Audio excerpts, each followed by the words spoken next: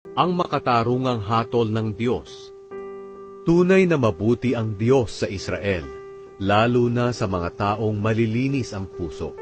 Ngunit ako, halos mawalan na ako ng pananampalataya. Nainggit ako nang makita ko na ang mayayabang at masasama ay umuunlad. Malulusog ang kanilang mga katawan, at hindi sila nahihirapan. Hindi sila naghihirap at nababagabag na tulad ng iba. Kaya ipinapakita nila ang kanilang kayabangan at kalupitan. Ang kanilang puso ay puno ng kasamaan, at ang laging iniisip ay paggawa ng masama. Kinukutya nila at pinagsasabihan ng masama ang iba.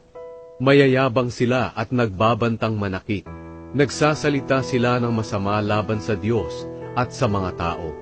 Kaya kahit na ang mga mamamayan ng Diyos ay lumilingon sa kanila, at pinaniniwalaan ang mga sinasabi nila. Sinasabi nila, paano malalaman ng Diyos?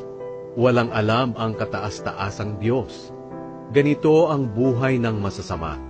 Wala ng problema, yumayaman pa. Bakit ganoon? Wala bang kabuluhan ang malinis kong pamumuhay at paglayo sa kasalanan? Nagdurusa ako buong araw. Bawat umaga ako'y inyong pinarurusahan. Kung sasabihin ko rin ang sinabi nila, para na rin akong nagtraidor sa inyong mga mamamayan. Kaya sinikap kong unawain ang mga bagay na ito, ngunit napakahirap. Pero nang pumunta ako sa inyong templo, doon ko naunawaan ang kahihinatnan ng masama. Tunay na inilalagay niyo sila sa madulas na daan, at ibinabagsak sa kapahamakan. Bigla silang mapapahamak, mamamatay silang lahat, at nakakatakot ang kanilang kahahantungan. Para silang isang panaginip na pagsapit ng umaga ay wala na. Makakalimutan na sila kapag pinarusahan nyo na. Nang nasaktan ang aking damdamin at nagtanim ako ng sama ng loob, para ako naging hayop sa inyong paningin, mangmang at hindi nakakaunawa. Ngunit patuloy akong lumapit sa inyo, at inakay niyo ako. Ginagabayan ako ng inyong mga payo, at pagkatapos ay tatanggapin niyo ako bilang isang pangunahing pandangal.